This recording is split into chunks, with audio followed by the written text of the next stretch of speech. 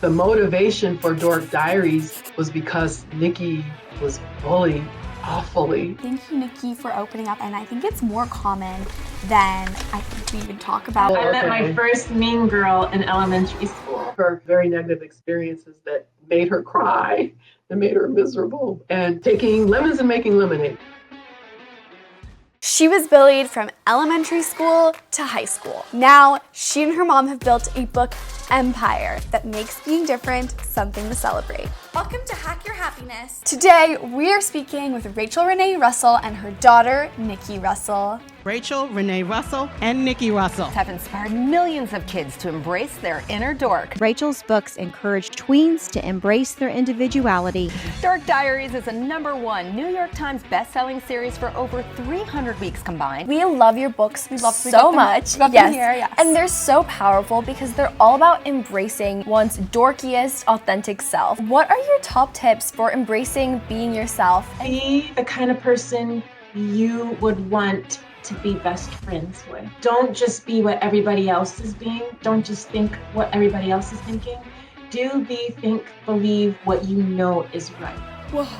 You guys are an incredible mother-daughter team. How does working together affect your relationship?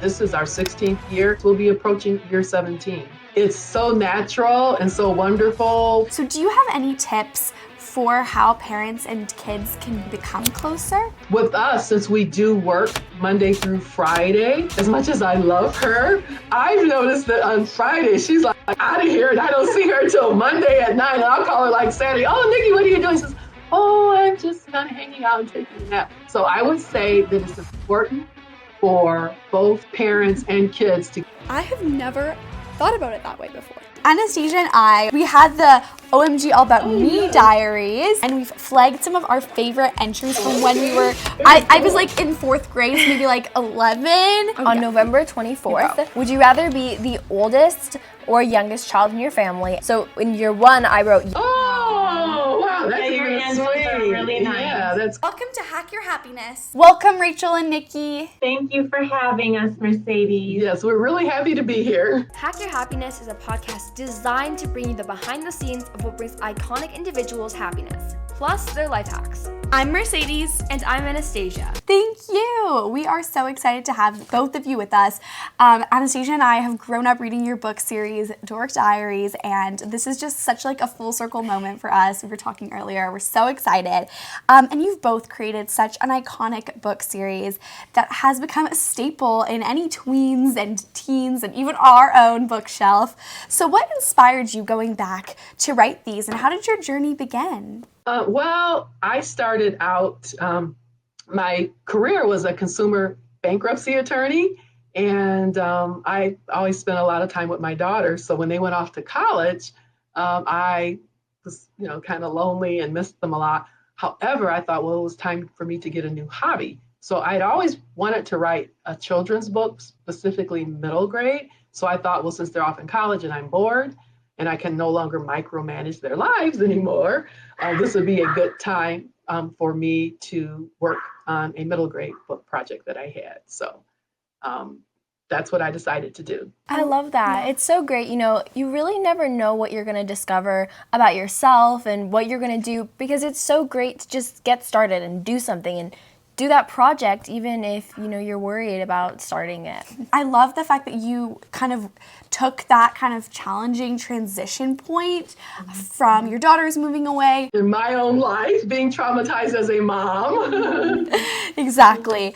And so when we were doing some research, we learned, Rachel, that you faced some criticism at the beginning of your career that made you change gears from being an author to pursuing being an attorney. Tell us about this, and do you have any tips for listeners to not kind of fall into peer pressure? I had an experience when I was in college. I was taking a creative writing class, and I had a professor he was being generous to give me C's and C minuses. I thought my stuff was really good, but he didn't. So I did not do very well. I think in the end I might have ended up with like a B minus or C plus or something. But I'm like, oh, well, obviously this writing stuff, is not for me.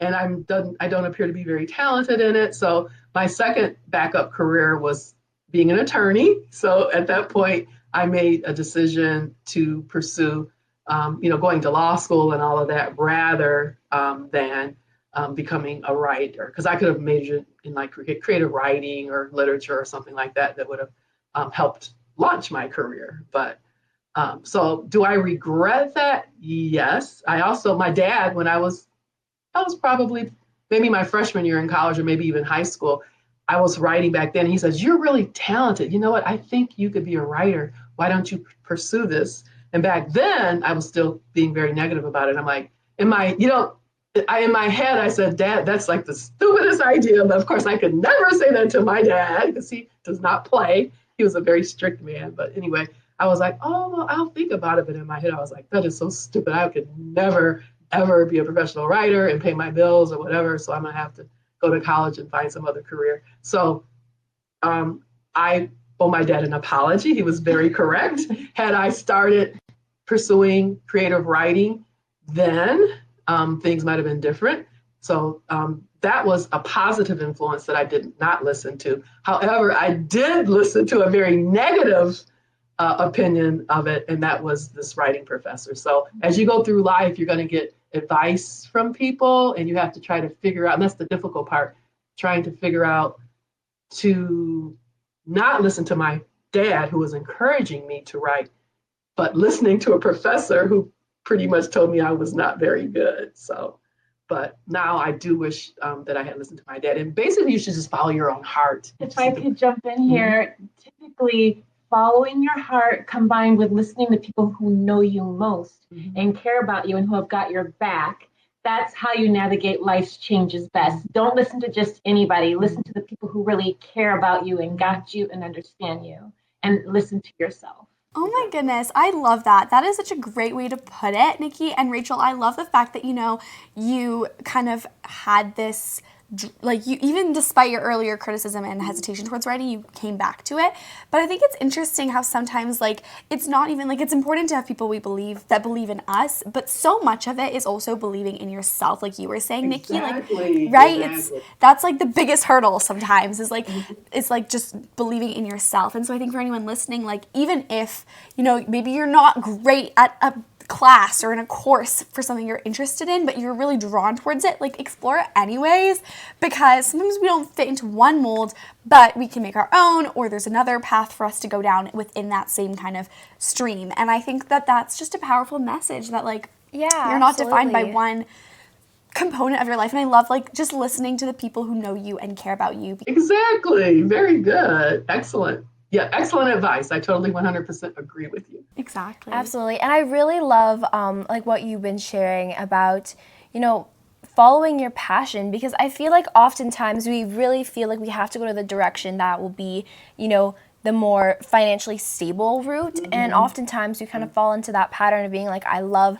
writing or I love this, but there's no way for me to have a great career in that. But realizing that you can really make a great career out of anything and everything, because if you're really passionate about something, you're going to become really good at it, and that way you can stand out in a field. Exactly. And then when you're passionate about something, you have the stamina to keep going even when things are like a little difficult, or you've suffered a failure or whatever. You're like, well, you'll tend to think positive and be like, yeah, well, I had a setback, but if I try it again, this, or maybe I should do this instead of that, but you'll just stick to it and hang in there. And that's what's really, really important, is having, again, as you said, confidence in yourself and not getting frustrated and giving up prematurely. Exactly. Absolutely. And we love your books so much. We got them here, yes. And they're so powerful because they're all about embracing one's dorkiest, authentic self. And the sketches that Nikki, so beautiful, you've done are just so, like, on brand and like so Definitely. one of a kind to the books. I love it.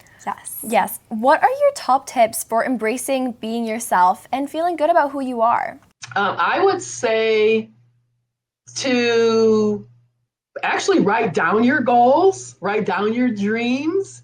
And I would even say, even if you're, still in high school or middle school even, to make a plan for how you're going to get there, even if it's just a matter of, say, if you enjoy writing, Maybe you can try to read one book a month, or maybe you can start your own manuscript, or maybe just outline the characters, or just start working toward whatever your dream is, even if it's baby steps.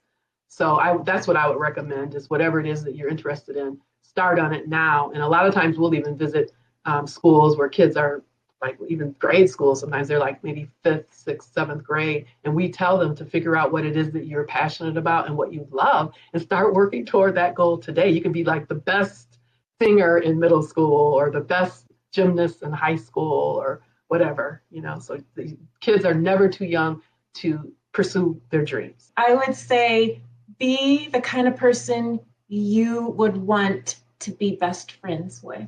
So if you're looking for someone who is friendly and outgoing, try to be that kind of person yourself. If you're looking for someone who's understanding and who listens to you when you need to vent after a bad day, try to be that kind of person yourself.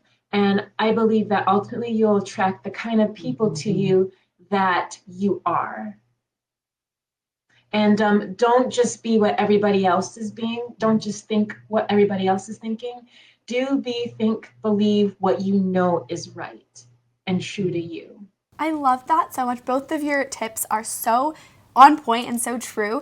I think, when you are like passionate about something and you pursue it and even take little steps towards it, it helps you kind of become what you were saying, Nikki, like be that type of person you want to be friends with and support yourself, and then also be able to know more about who you are.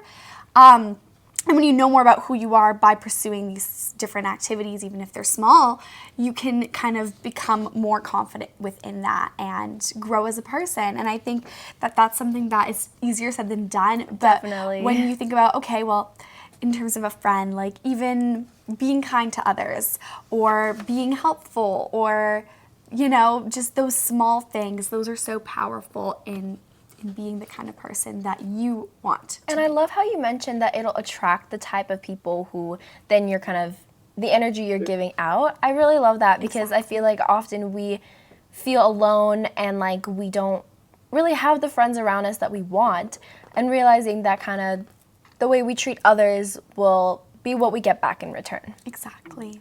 Very true.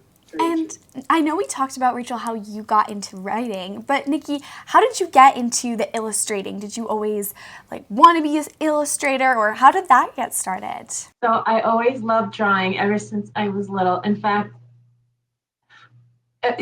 funny story, I'm actually the inspiration behind Brianna, who would doodle on the walls. Growing up as a child, when I didn't know better, I would actually doodle on the walls, knowing it belonged in a sketchbook. So my mom realized that despite how I was messing up her home, I had a knack for drawing. So she bought me notepads and pens back in the day, which eventually became sketchbooks and sketching pencils the better I got at it.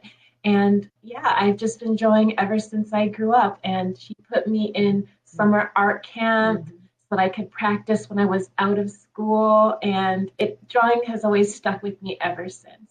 And so when I went to college, I majored in elementary education, but my minor was also in fine arts. So once again, drawing stuck with me through my minor. Aww. I love that so much. I think that you both are the embodiment of really follow your passions, because I know sometimes, especially as teenagers, there's so much pressure to pay the conventional route, but both of you have built so much incredible success and brought so much good and positive impact to yourselves and the lives of others, sharing it's okay to be authentic and to be your dorky true self and not feel like you have to be someone that you aren't. And you've done that by following your passion for drawing and for writing stories. And so I think it's to anyone listening, it's okay to kind of branch off from what the others are doing, or what you kind of think that where you should be at in life versus where your heart tells you to be, because that is how you write your own story of success and find the joy in that. And I think just trusting yourself and your heart is just the key. Exactly. And then I mentioned it a little bit earlier, but the motivation for Dork Diaries was because Nikki was bullied awfully bad.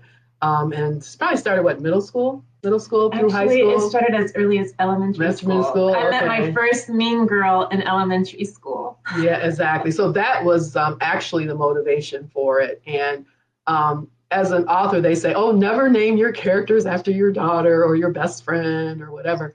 But I found that if I called my character, I'll just say Jessica, I found her difficult to write. But if I called her Nikki, because Nikki was my daughter and I know how she felt when she was bullied, and I've watched her cry and I've watched her feel very frustrated and heartbroken and wanting friends. And so that's why I was kind of maybe cheating a little bit, because when I was writing with this character named Nikki, I knew her soul. I knew what she was thinking before she would think, because technically using that name inspired me, or my daughter's experiences inspired me. And then before I actually published the character with the name Nikki, I did ask her for permission. But yeah, Nikki could probably tell you some stories. But yeah, she was bullied, and ultimately I had to transfer schools. Her and her sister, was taken out of the school that was closest to our home, and they went to a school that was maybe about 10 miles away.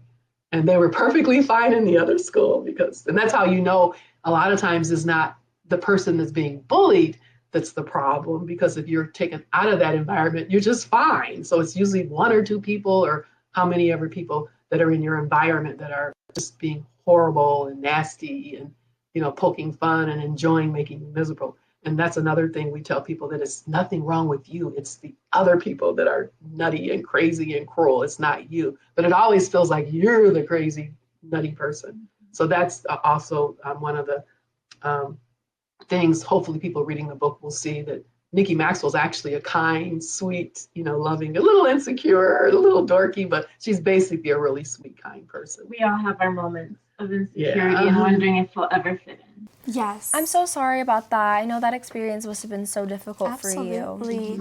Thank you. But now it was worth it to write a book about it. Yes, and so we were able to take lemons and make lemonade, Yes. which is to take some of her very negative experiences that made her cry and made her miserable, and kind of add taking lemons and making lemonade, basically. So her experiences hopefully have been able to be transferred into the book, so that other people that read it are inspired and can see where Nikki's being bullied and Nikki is dealing with a mean girl, but in the end she always comes on top just by being her true self. Totally. And Nikki, is there anything that you want to share kind of from your own experiences as being bullied, or for anyone listening, if they're experiencing bullying? Any pieces of advice? Yeah. Of course. So there may always be this one person, this girl who just has the spotlight on her. Everybody adores her. She seems to always get everything right, good grades, amazing fashion sense, amazing friends. And all you ask is just to be a friend of hers. Like, you're not out to get her or compete with her or anything. You just genuinely want to be friends because she's really, really cool.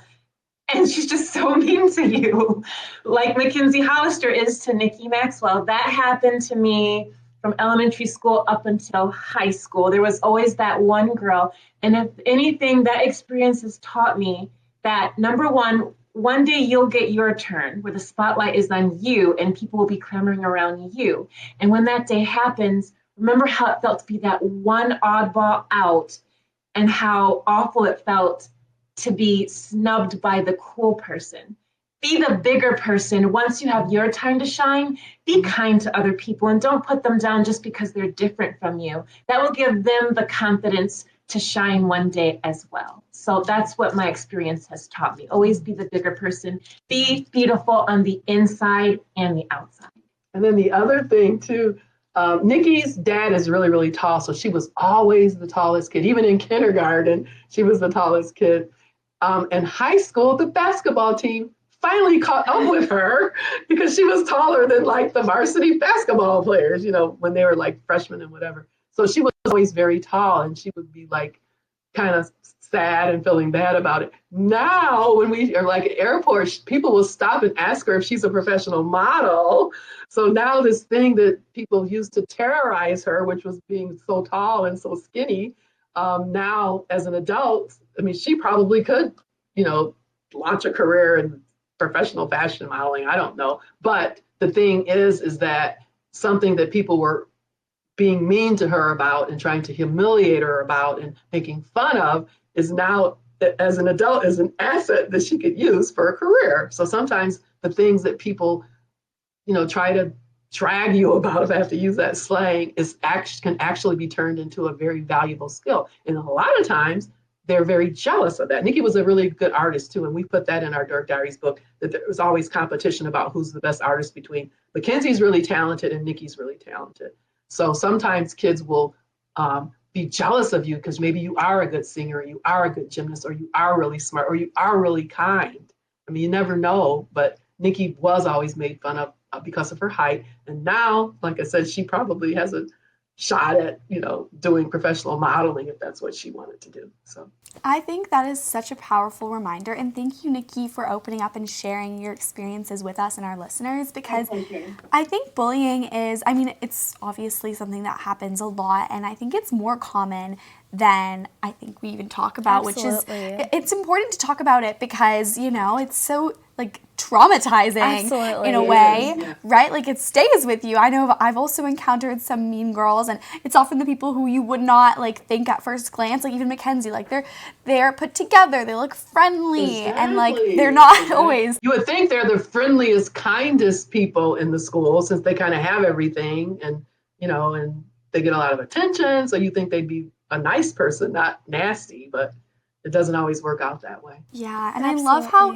even for someone who's listening to this right now, and maybe they've experienced some bullying, or they have in the past, I think it's a powerful reminder of it's okay if you don't forget that experience, but rather make something positive from it, because you wrote your incredible book series, even if someone doesn't want to write a series about it, even if it's like what Nikki said, when you're meeting someone new, or you're engaging with someone, or you're working with someone, being kind and not treating them the way that you were treated is such a great way to kind of make that negative experience into positive, not wanting to pass that negativity on. Because I think sometimes when we've been bullied, we can build up this hard, cold exterior of okay, well, now I'm going to be tougher so nobody feels like they can pick on me. But instead being I'm not going to kind of be the next mean person down the chain. Instead, I'm going to break that, and I'm going to be break the chain. Exactly. Absolutely. And I feel like a lot of the times,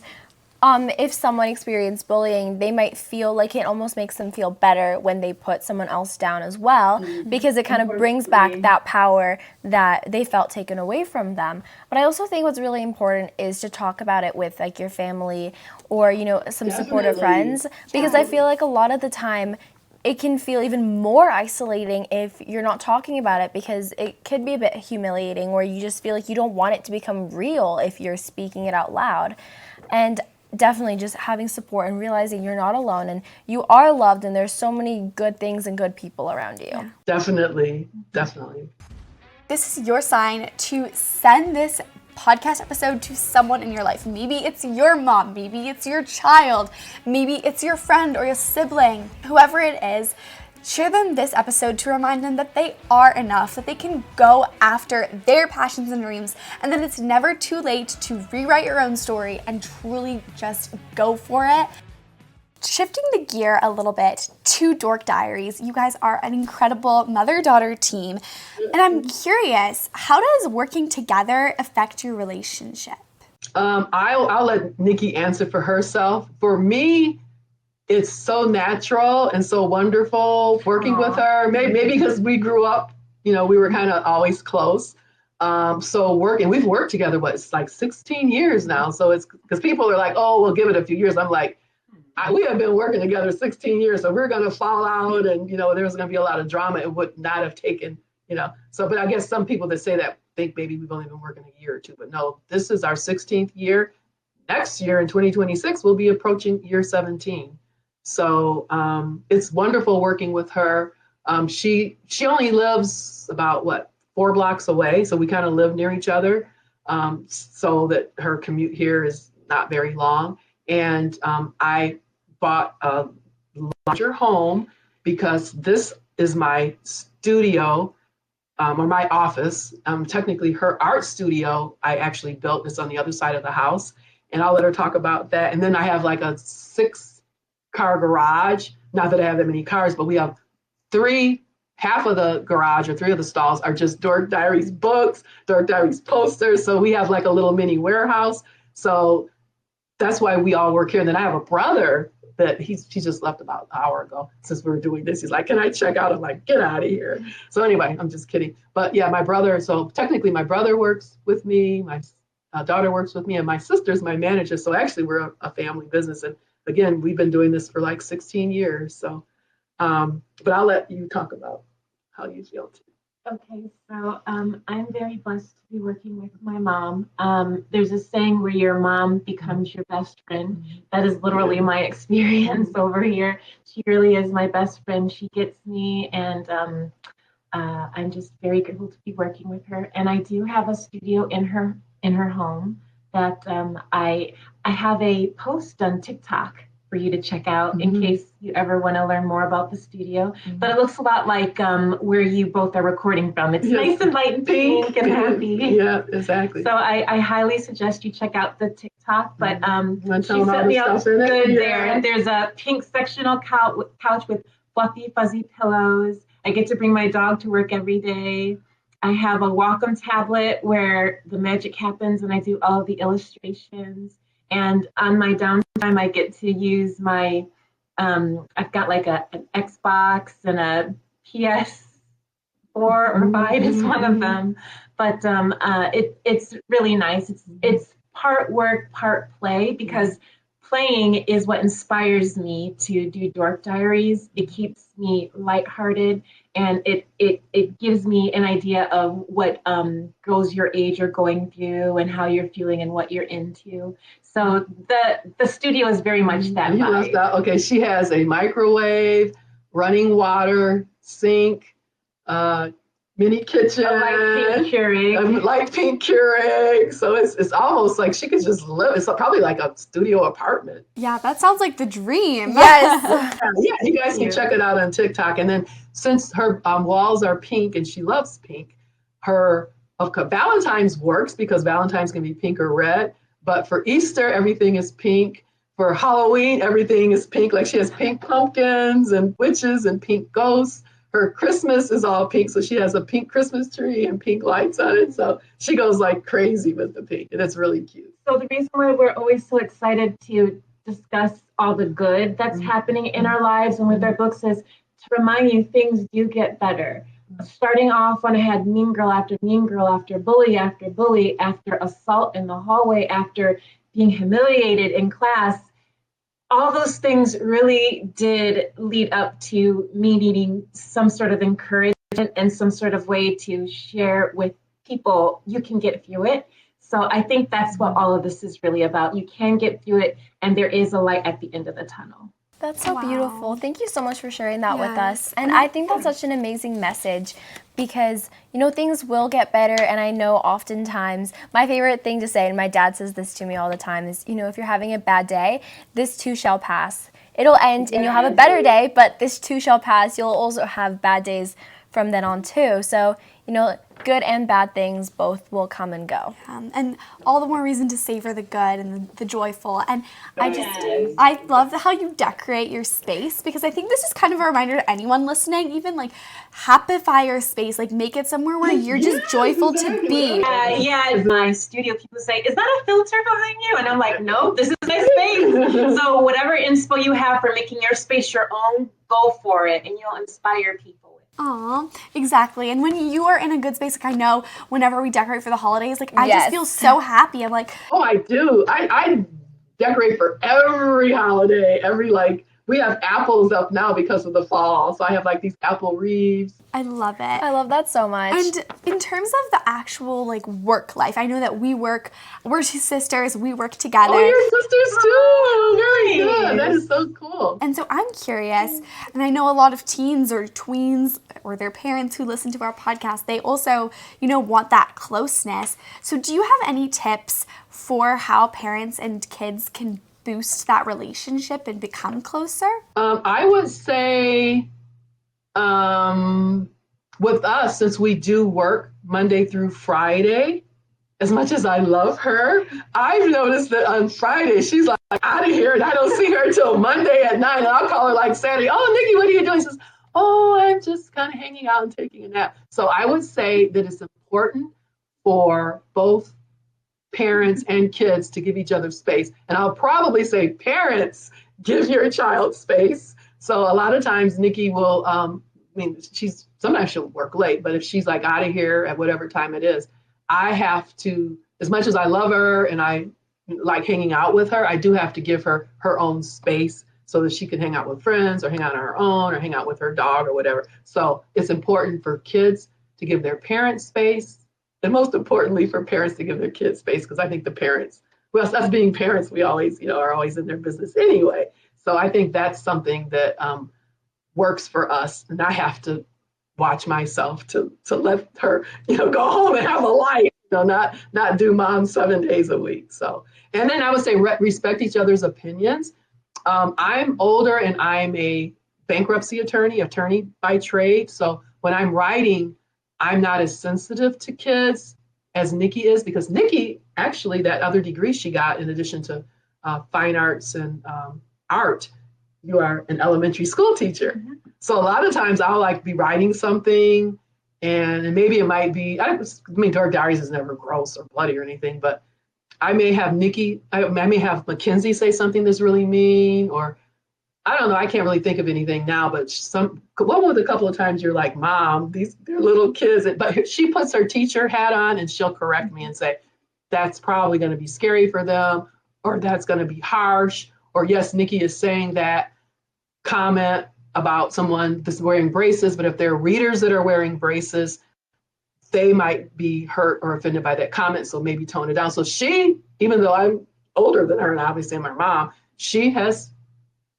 based on her own empathies and her degree as an elementary school teacher, she'll sometimes check me and I have to put my ego away and listen, because she's, I won't say usually right, she's always right when it comes to that. And that's because she's, trained as a teacher too. And, you have to be very careful not to traumatize kids and not to traumatize your readers. So that's something I've learned from her too. I would say find common ground. Like both Mommy and I love going to movies because we dream of having Dork Diaries be on the big screen someday. Yes. So we love going to movies together and seeing what's trending in them and what's happening in them. We see all different kinds of movies.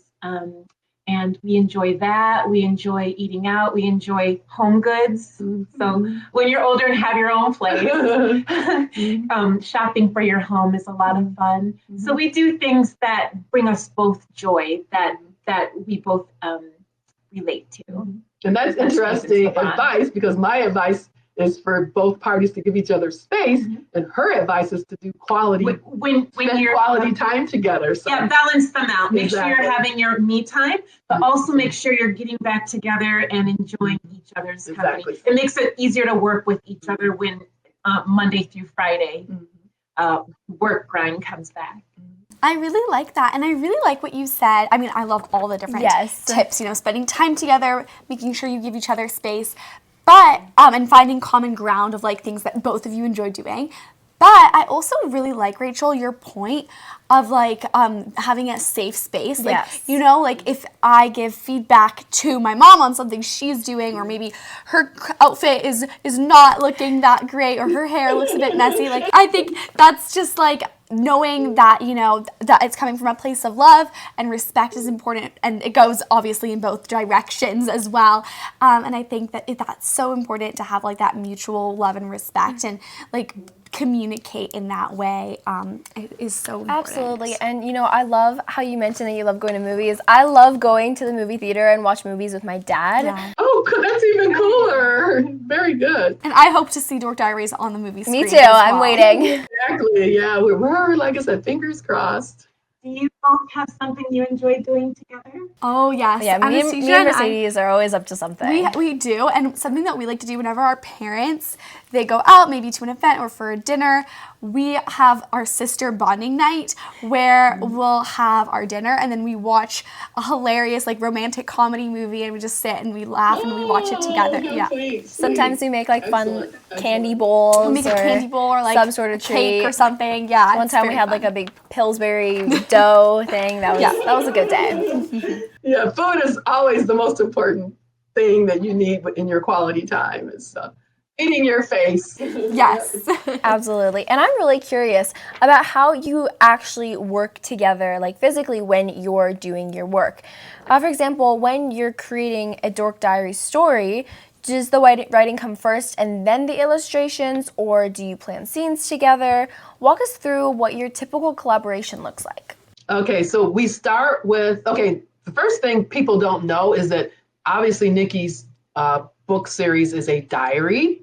However, and again, I don't know if people notice this, we usually start at the first of the month or close to the first of the month, and then each book is 1 month. So our Dork Diaries book 1 starts in August, but it's through September. Book 2 is October. Book 3 is November, December, and on and on and on. And we've been doing this for 16 years. So sometimes we'll do like a one-off, like when she got hit in the head in Gem in book 8, she, ended up going to fairyland or fantasyland or whatever. And so that was a book where it did not occur in a month. I think it was maybe it was just 1 day. But for the most part, each of Nikki Maxwell's diaries is 1 month in her life, which is really cool because that way we get the holidays. So we've done Halloween, we did Christmas, Valentine's Day, etc. Then in the summer, school was out. So based on that, like for our Dork Diaries book 1, which we will show you the old and the new one, it starts like maybe 3 or 4 days in August, and then the first month it will be September. So I will write 1 chapter, which is 1 date. So like for Dork Diaries book 1, if it starts on maybe August 30th, because it's almost the end of the month, I'll write that chapter. And it'll be, something happening in her life. And whenever it's the beginning of the book, we have to like start with a bang. So something, really exciting and funny. And lately I've been even starting the books off with like a series of artwork. And that's what we did for, I think, book maybe 14, 15, and 16. Have a lot of artwork to start them off because kids love that. And it's more kind of graphic novel-y. So I'll draft the first chapter and then I'll write notes for what I would like to see. And then I give it to Nikki. So Nikki has like, say if it's the Monday, August 30th, she'll read it and then she'll see my notes and then she will to draw what I suggested. But inevitably, she doesn't follow my notes and she draws what she sees. And then when I get it back, it's like, it's just so, so good. So, and I've always encouraged her to do that because I think my ideas are good that I'll put in like every couple pages we'll add an artwork. So if I write 10 pages, it may have 5 artworks and I'll say, well, do this, do that, do this and that. She'll read it and then she'll conceptualize it a little bit differently, or she'll take my ideas and improve upon it. And then I get it back and inevitably it's so cool and it's so good and so inspiring. I go write my chapter over and I make it better because now I'm motivated by seeing the scenes and seeing the artwork that Nikki did that she envisioned in her head. So after that, then we go to the next day and then we just go all the way through until we get the 30 days or the 4 weeks. And then, so that's kind of how we go back and forth. When I read what she has written, it inspires me to draw. Thank you. Now we have copies of book 1, and what's happened is that we're technically on book 16. However, graphic novels are really, really popular now. So we decided to add, we're not a graphic novel technically, but we decided that because Nikki went to Paris in book 15 and she got colored pencils that, and then book 15, I think she's actually started coloring in her diary while she was in Paris with these new pencils she got at an art store. So the whole concept of coloring our first 3 books, Dork Diaries books 1, 2, and 3, is that when Nikki got home from Paris, she's using her color pencils that she got in Paris to color her book. So Nikki's going to show you the cover of book 1, and I'm going to show you the cover of book 2. Okay, this is the one you probably have seen. And this is what the new Dork, this is with Nikki and her colored pencils. Oh, wow. I love it. Yeah. Exactly. And then do you want to show ink? Why don't you pick an ink out? Maybe we have artwork all over our walls and we're going to, okay, so that is This is our Dork Diaries book 1, where Nikki's kissing her phone, and we're going to pull artwork right off of my wall. We're going to show you what the new one looks like of Nikki kissing her phone. That is amazing. Oh, wow. Oh my Very gosh, cool. I love it. Exactly. This is so cool. Anyway, we're really, really excited about it, and the artwork is phenomenal. And I just hope you guys all love it. We do. We do. And I love how you're innovating and changing. Graphic novels are all the rage, which I know I've noticed that too. Absolutely. And so And full color graphic novels too. Yeah. I'm curious because you published your first book in 2009. It's been a long time, and 16 years. Yeah. you've got a constant new audience of new tweens coming into that age range, and I love how you're evolving kind of the content and the style. How do you stay relatable and current with the evolving trends of youth and the demographics and the generations? I think what I do, and it's not many authors do this, but I try to look around me and see things that are trending and that kids like, and we add them to the book. A lot of times authors don't tend to do that because if they want their book to be relevant for 10 years or 20 years, I can't think of what's something that's online that was really popular that's not. Because a lot of times with real trends, things are popular, and we do general social media. We won't actually name a name. MySpace, I don't know, are you guys too young for MySpace? There was, instead of it being Twitter and Facebook, it was something called MySpace. I don't think we ever mentioned MySpace, but that's the danger of being super trendy, that if you start naming, whatever, like MySpace, and there was other stuff that was like probably early,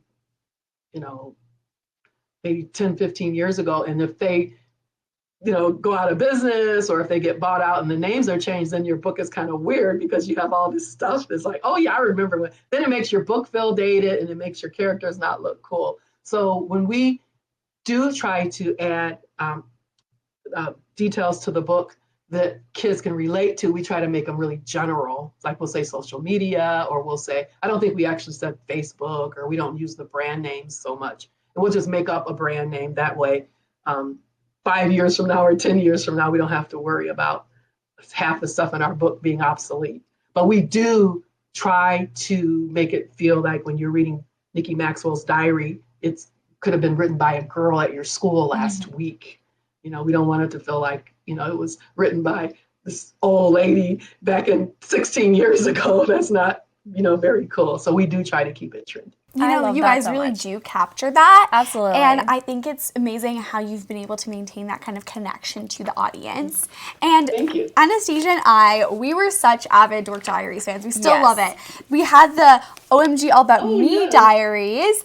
And we thought, I love this diary because it kind of it enables you to, at any age, especially as a tweener teen. I started my obsession with journaling after reading. Exactly. Yes, Nikki is obsessed. I can let her talk about, she journals and diaries daily still to this day. Yep, she's definitely a diary girl. I love it. Me because too. There's so many benefits to it. Yes, I've found journals of mine from when I was 7 and 8 and 9, and it's full documentations of every single thing I did that day, and it gets boring sometimes, but I'm I vividly remember that day now. I think what's really nice about this diary that you guys put together is it's a nice entry for people who are not super familiar with journaling, especially young children like us when we were younger, to get into it. And so I thought it'd be fun. We've flagged some of our favorite entries from when we were, I was in 4th grade, so maybe 11, and we wanted to go over it because these have so many deep reflective questions, some fun, hilarious ones too. But one, and I think as we go through it, it's awesome if anyone who's listening to this right now kind of pauses it and takes a minute to think about their answer to it as well. So this one is July 6th. You discover a dusty time travel machine in your attic. Are you going to travel into the past or the future, and why? That's the first question we've got here. Yeah. Anastasia, what did you say? I wrote this, I think I got mine later than you, or I filled this out when I was 11, so it was 2021. And because I wrote, I would go into the past to hang out with my friends before COVID. Oh, yeah. Very cool. So I think you probably wrote that during COVID or? Yeah. Yeah. Which I think that's just crazy. It like shows like the isolation that we were feeling. I'm glad that we got over that. Yeah, But, exactly. Yes. Very cool. Good answer. I said stay right in the time I am. Okay. And then do you have a reason for that? I didn't say a reason, but Okay. And that's fine. You don't have to. But our whole thing was to get our readers thinking about, how they feel and what their thoughts are about, certain issues, fun things, serious things, silly things. So there's a lot, because I think I was reading and there's a question in there about SpongeBob, and I'm like, I didn't remember putting SpongeBob. My brother mentioned it. I'm like, we put SpongeBob, but there's a SpongeBob. SpongeBob is still relevant, so that's good. But there's a SpongeBob question in there too, and I'm like, are you sure? I don't remember that. Yeah, but it's a lot of fun. I love that, Yes. getting young kids like in a really attainable way with like cute, beautiful illustrations Yes. from Nikki all in there. And there's also like Nikki's answers, which exactly. I loved to and read. so the next little question I flagged down here. Yes, I have one on yeah. November You 24th. go. Would you rather be the oldest or youngest child in your family, and why? So there are 2 years, so you could do one for year 1 and one for year 2. So I have 2 answers. So in year 1, I wrote youngest because I am the youngest and I'm happy with it. And then for year 2, I wrote, I like to be the oldest so I can understand Mercedes' point of view. Oh, wow. That's your even answers are sweet. really nice. Yeah, that's good. And that's why we put 2 in there. So that way you can, plus you can use it for 2 years because it's a daily diary. So technically you can write in it 365 times for the first year, and you can write it in it 365 times for the second year. Then you can go back and compare your answers and see how you've changed or grown, or maybe even stayed the same. So I'm glad you enjoyed it. I'm glad to hear that. Yeah, I think that's brilliant. I have one more. I love it. We can stay here for another hour listening to your Thank entries. you. August 25th. I think this is so cute. If you could put your favorite motto or saying on a t-shirt, what would it say? And I know Nikki's got hers here. Always let your inner dork shine through. Yes. I said, be happy, be inspired, and be yourself. Yay! Very good. Exactly. And that's good advice for children, teens, and adults. I have been able to sleep so much better as of lately because of using the amazing Waking Up meditation app. It has completely transformed the way I sleep, plus how I think about meditation, since it has so many great explanations about how it works and the science behind it. Sign up for Waking Up using the link in our show notes and save $30 off your first annual subscription. Now let's get back into the episode. I'm curious. I know that you obviously have such an incredible rotation of constantly releasing new content, new books. Do you ever feel pressure to top yourselves or do better on the next book or release a certain book by a certain deadline? And if so, what's your advice for managing pressure like this? Yes, we feel motivated to top our stories. We want something interesting, but then we also try to change up the characters. We're getting a lot of requests for a book from Brandon's perspective. We're also getting a lot of requests for a second Mackenzie book because Mackenzie's, a really interesting person. And then we've had requests for Zoe and Chloe too. So the request we hear most from is for there to be like a one-off diary by another character other than Nikki. What else do we get from fans? Is that the most common and popular things? Yes, those are the most common. And we did Brianna. Which was yes, it's Brianna. Yes, Brianna's a little crazy. The other thing is Nikki in high school. Yes, everybody wants Nikki to go to high school. Everybody wants Nikki and Brandon to become official because right now they're still kind of checking each other out. And I would say they're best friends, and they're kind of leaning toward the romance. So we get that a lot too. Just have Nikki and Brandon commit to each other and, be a couple and then write about their relationship. So we get a lot of that. But yeah, it's difficult to try to come up with a story because when we make a new story, we try to make it better than anything we've always ever done. It maybe necessarily isn't better than anything we've ever done, but hopefully it's good and it's entertaining and, people enjoy it. So yeah, we do have that pressure. And the deadlines are difficult too, because we, have to just get it done by that date. And sometimes we'll stay up for days. I think one time it was 3 days. What was the worst we've ever? One time it was close to the deadline and the book was due. I don't know, maybe it was due like November 8th, and it was like November 1st, and we were like not going to be getting it done. So we just stayed up. I think, so that's the other thing by Nikki living so close. She can go home easily, but I have extra bedrooms, so she'll just sleep here, not in her studio, but she'll sleep in one of the bedrooms here. And then we always, get the book done. So we've done 18 books. So there's 16 Dork Diaries books, 1 through 16. And then there's the 2 that, one of them is the OMG All About Me diary. And then we have another one called How to Dork Your Diary. The How to Dork Your Diary is more writing diaries, entries, where you just write about your life, on one page. Whereas the one you have is kind of has prompts and suggestions for things you can write about. So we're technically 18 books deep in Dork Diaries. And that's why writing book 1 was cool, because we didn't have to start over from scratch. We just took the original book 1 that you saw and we just made it better. And there's a few scenes in here that are brand new, and one of them involves Nikki and Brandon too. So amazing. That is so amazing. And do either of you have advice for teens or anyone listening who might feel like a lot of external pressure, whether it's, school deadlines or work deadlines, or improving, constantly wanting to improve within a certain sport or co-curricular? Do either of you have advice for managing that pressure? I would say make goals, and I would say make small goals. When you're looking at what you're doing day to day, you want it to be something small that you can achieve. And maybe you can have a goal for next year, or you can have a bigger goal for 2 years or 3 years down the line. But for day to day, especially if you're in school and you have parents and homework and teachers and friends that you're dealing with, you don't want to feel overwhelmed, by other, side curriculars too. So you want to make reasonable goals and make them smaller and things that you can achieve. And then once you achieve those, then maybe you can make them a little bit bigger the next time. And then, that way, because otherwise you're going to just get old. Even with me, sometimes Dork Diaries and the manuscript deadlines and all that gets a little overwhelming. And we just have to take a little time, go vacation somewhere, and, just get a break.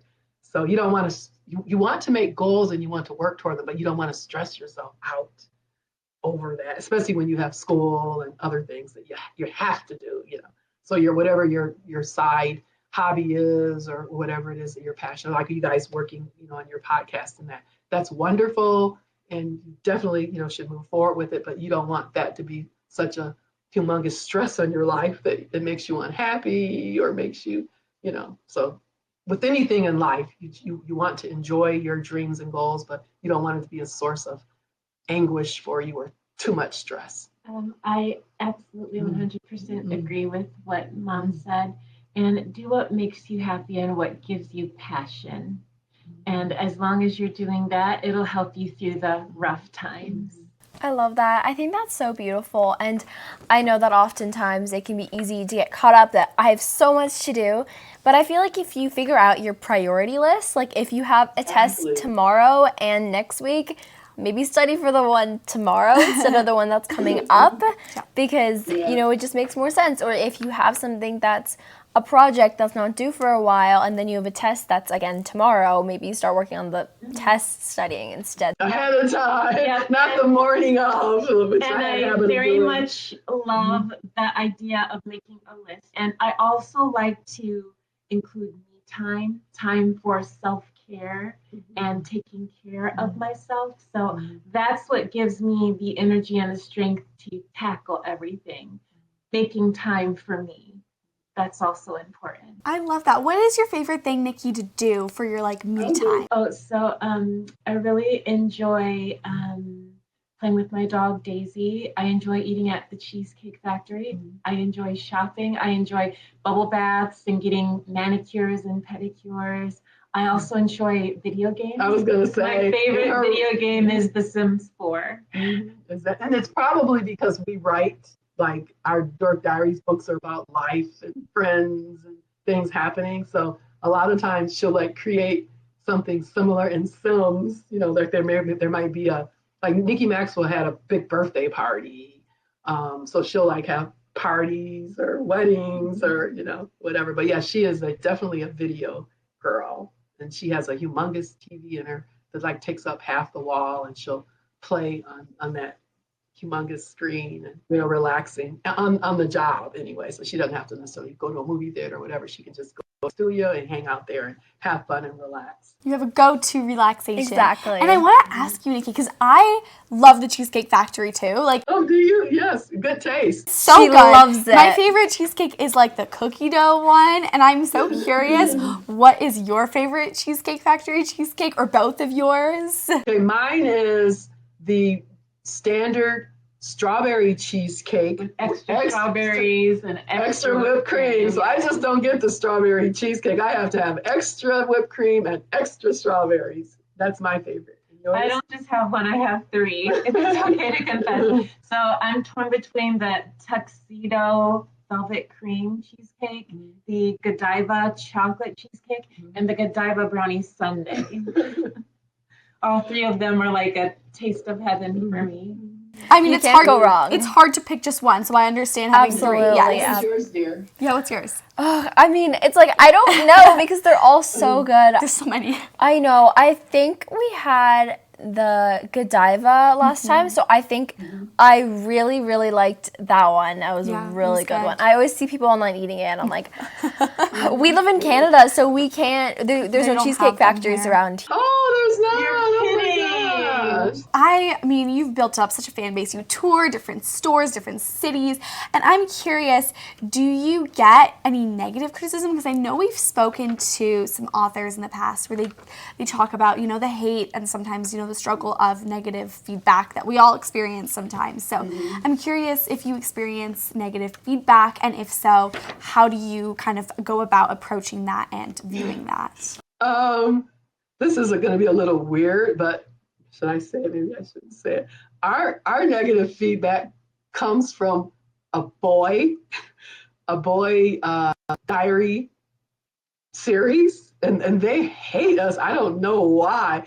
We don't get negative feedback from just general people or our general fans. Some people, I think the thing that I hear from girls, and maybe as they grow up and maybe, I don't know if they're in high school or college, whatever, I hear, and again, I'm old, so I don't really know, but I get complaints from other girls or young people that Nikki is a pick-me.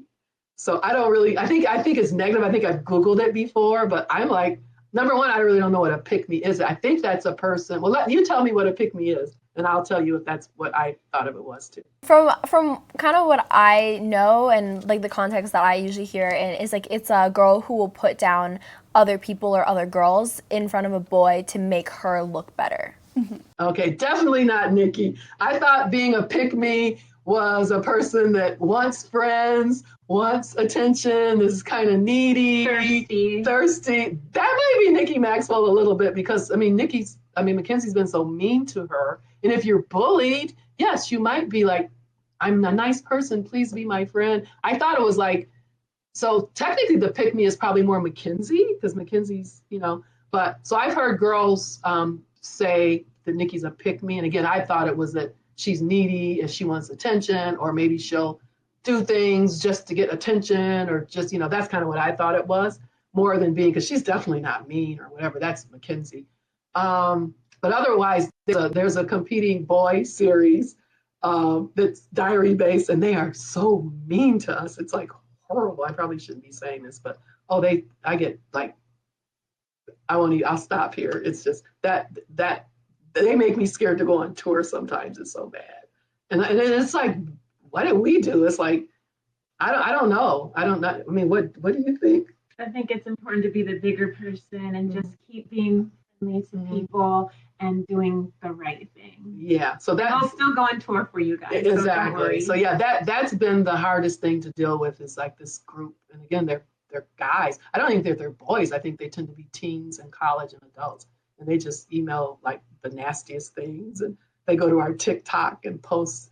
And I'm like, what is their problem? Like Nikki, and they're just some 14-year-old girls just living their life. Like, why are these guys? And it's like, they're fantasy characters. I shouldn't say that as the author, but they're not even real. They're like just characters. So why are these grown but adult and college age boys like emailing me and attacking a fantasy character that doesn't exist. So I don't know what that's about. That has probably been my most like the weirdest thing. And again, it makes me uncomfortable to go on tour because some of them seem a little unhinged, and I'm just going to call it like I see it. So that's probably been the worst part of being an author, is dealing with that. The pick me stuff, I Googled it a couple times trying to figure out what a pick me girl was.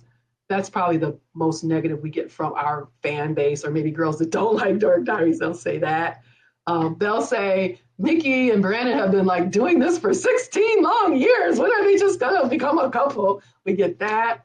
What else do we get? Oh, yes, exactly. I say, what's wrong with that? Because people need to know they can be whatever they want. And then, I do get the Barbie thing. And the weird thing is, it's not Barbie. Dork Diaries and Nikki Maxwell is based on our lives. Mm-hmm. So I would say 90% of what Nikki has done that's Barbie-ish, we actually accomplished.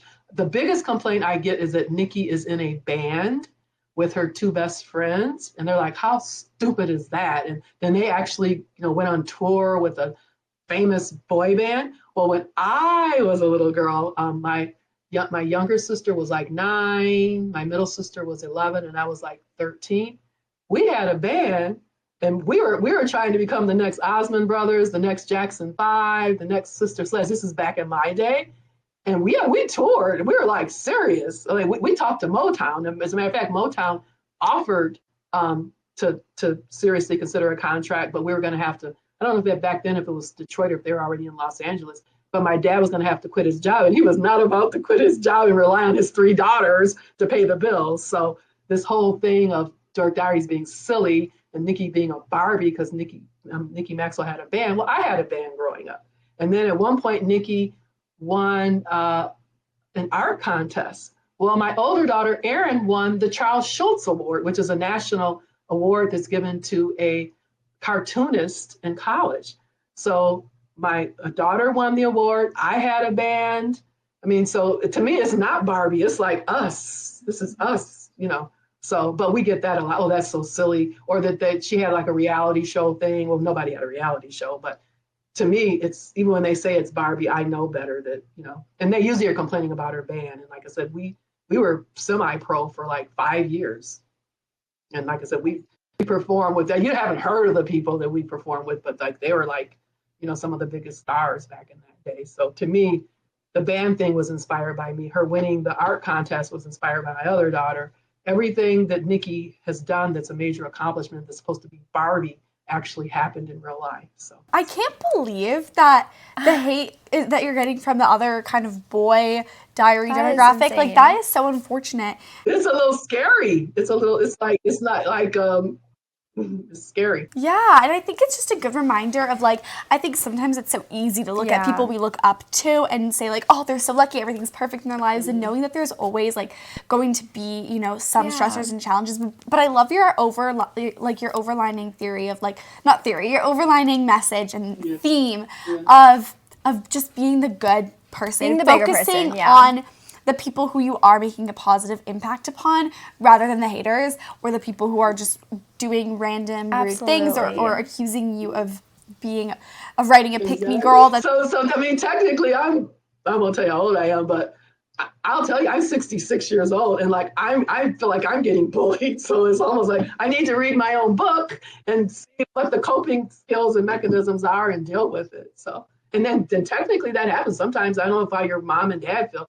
They can have coworkers that are horrible people. So if you can develop coping skills and the ability to deal with bullies as a teen or high school or college student, you can take those skills into the workplace and deal with, crazy bosses or, people at your job that are bullies or mean or selfish or whatever too. So those are skills you can use for the rest of your life. Important life skills, totally. And kind of as we wrap up, we have a quick little rapid fire run of questions that we always like to wrap up with that we ask both of you. So, do you want to start us off? Yes. What is one piece of advice you both would wish you could give to your teenage self? Take your writing seriously. You're really good at it, and you might be able to make a career out of it. So hang in there. Don't get frustrated, by, people saying that you're not good. As long as you are enjoying it and other people think you're good, it doesn't matter what, the haters think. That's what I would tell myself. I would tell myself, don't let anybody get you down. You're beautiful. Hold your head up high and reach for the stars. Aww. That's so beautiful. I love both of them. They're such powerful reminders of like, just believe in yourself, trust yourself, and you are worthy. And I wish I could put that on a shirt, just like in the journal, because it's important to have that kind of inner value. And yes, definitely. Message. And what brings both of you a small bit of happiness every day? Oh, small bit of happiness every day. Oh, I love ice cream. There's a matter of fact, I'll give them a plug. There's a ice cream shop here that's only been around a couple years, but it's called Brewster's Ice Cream. I love it. I love it. And when Nikki goes out to get groceries, or if she's in that area where the ice cream store is, I always have her bring me back not 1 pint, but 2 pints. And then I eat a half a pint one day and then a half a pint. So anyway, if she brings me back the 2 pints, that works for 4 days. And I just love it. And when I'll sometimes even be eating my butter pecan ice cream while I'm working on Dork Diaries. So that's my small bit of joy, is nice, tasty snacks. My small bit of joy would be my mom. Whenever I need someone to vent to, I'm glad I can turn to her. She's always giving me very helpful advice. Aww. I love that. I mean, I agree with both. My mom is also a best friend, Definitely. so I know what you mean, Nikki. And oh my gosh, I love ice cream. Yes. Cheesecake and ice cream. What's your favorite flavor? Oh my goodness. My favorite is from the Ben & Jerry's. Is also probably a plug. But the Tonight Dough, it is so It's like good. a Jimmy Fallon collaboration with Ben & Jerry's. Jerry's. Amazing. Wow, I have to remember that. And then yours? I think mine's also the Tonight Dough. It's really fun on the like pint. It has a photo of Jimmy Fallon on it, so it's very easy to find. Oh, okay. Yep, we can. Mm-hmm. Yep. How about you? My favorite is Ben & Jerry's chocolate therapy. Oh yes, free therapy or like $20 therapy. Yeah, not free therapy. Yeah, almost free. It's very good. And as a final question, do you have a motivational quote you love and remember? And if you do, why? And I just thought of this, but it's this book. And we should have put it in this one. I don't know that we did, but I would have loved to put the same dedication in. And it says, "To my daughter Nikki, who tried her hardest to be the best little ant in the ant colony, when all along she was a beautiful butterfly." So people have to remember that sometimes you'll like limit yourself in your thinking. And she always was trying to, be kind and friendly and do the right thing and help the teachers. And she thought she was just a little ant scampering around, working hard, trying to get people to care about her and to befriend her. But all along, she was a beautiful butterfly. And that's what she is today. So that's my favorite. And I just came up with that. As a matter of fact, my editor was like, "Oh, we need dedication for the book. And you have like 2 hours." And I'm like, "Ah." So I thought of that. And I'm like, "Oh, I love it." And that's this book was dedicated to Nikki. And that is my favorite quote that I came up with. Mine is, "To the world, you may be one person, but to one person, you may be the world." Oh, that's good too. You guys have the best quotes. Yes. I learned that one while I was in high school, and it was anonymous, actually, but it always stuck with me. Wow. I love that so much. Yes. And where can our audience find your new book? When does your colored book drop, and where can we buy it? And Okay, so this book, and this is the cover, so that's what you want to look for. And it will be released on Tuesday, November 18th. And it should be probably in all your local bookstores. It's also available online and at all the major online booksellers. And what was our website is www.dorkdiaries.com or just dorkdiaries.com. And you want to talk about TikTok? We're on TikTok now too. We're also on TikTok, so you can reach out to us there at Dork Diaries.